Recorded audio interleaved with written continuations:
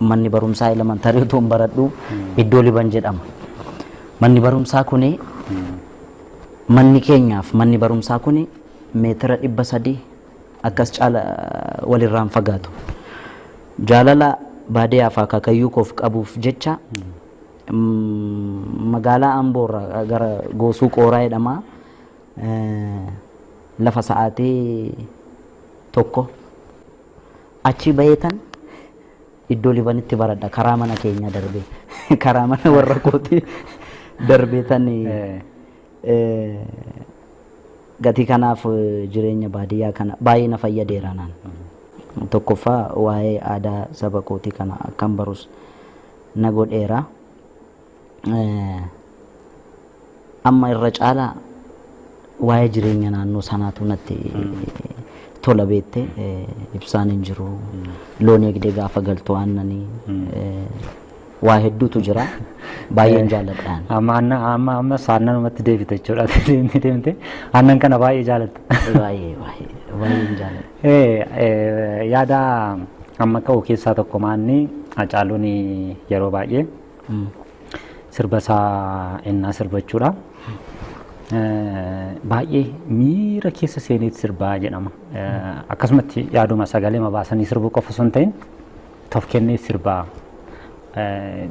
Wanti inni sagaleen inni baasus akkaataan ittiin sirbu baay'ee nama hawwataa jedhama. Innaa shaakaltus ta'uu danda'a.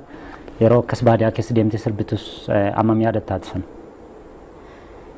Egaa warreen waltajjii irratti na laalan akkas jechuu danda'u garuu erga ta'uun isaan oolle miira keessa galanii dhuma godhuudha malee maaltu barbaachiseetta.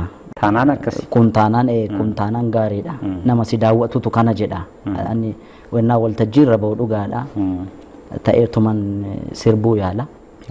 Kun naa milkaa'eera taanaan immoo gaariidha jechuudha. Hawwiin gaaffii isheen kaaste keessaa waa'ee fardaan wal qabate. Hacaaluun waan baadiyyaatti hojjetamu hunda waanuma dhiisee mudannoo kana mudannoo waa'ee fardaa kana meenuu kaasi. Farda badaasaan hin gulufu garuu naannoowwan tiksu gara naannoo dabbis kanatti alaltuu kanatti fardeen takaalamanii gadhiifaman kana qabadheetuman irra bahee lamaan tokko deddeebisee irraa bu'a. Gaaf tokko fardi tokko baay'een ishii rakkise. Kana sa'aa ishiin naannoo qarreen ani loon tiksu sanatti dhuftu nan beeka. Qabadheetuman takaallaarraa asee afaanitti loggomee bahee gulufa. Gaaf tokko maalla gooti daandiin ani ishii irratti qajeelchee gulufuu dhiisteetu karantaanii nageessite. Gaafan luugama qabbu umaana didde. Egaa akkuma argitu guulteetti jechuudha. Noo qaama kanaan akkamitti qaban. Atis qabuu dadhabde. Amma naan fudhattee deemte eessa na buusti qee warra ishee buratti na buusti. Qeedhuma warraa biraan nageessetti. Ofirraa si buusti. Maaliif hin dhaabbatta achumatti? Innaa dhaabbattu anaa utaalee irraa bu'uu qeedhaan itti bahu tokko ta'e. Na ari'anii nagaan deebi'an kana beekte hawwiin kana dhageessa. Egaa mudannoo baay'ee namatti toludha. Baay'ee. Kanaaf atillee dhoksaan xinnoo ishee gulufsiistee gadhiisuuf ture. Egaa amma iddoo kanatti wanta ati hubattu maali?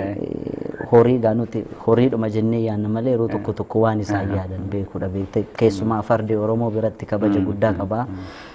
Fardi abbaan ganuu fa'aa jedhama beekte hin beeka fardi beekes. Amma gaashii rakkisuu koo waan quba qabduu fi geessiteetti warratti na kennuu isheeti. Akka norma ta'e maalitti bartee fardi kun? Akkan qeessanatti hin dhalanne qeessanatti dhalachuu ko. Beektee karuma warraa dura na fuuteetu achuma dhaabbattee loon lagatti dhiisee magaalaan na fudhattee seente. Baay'ee deemte jechuudha. Baay'ee. Isayyuu qaalaa meeqa utaalaa? Akkamitti irraa kufnere? Dhumarraa qabachuu dadhabnaan dhumarraa akkan irraan kufne qofan of eegeetuman irra taa'e. Karuma ishiin deemte. Deemte bakka.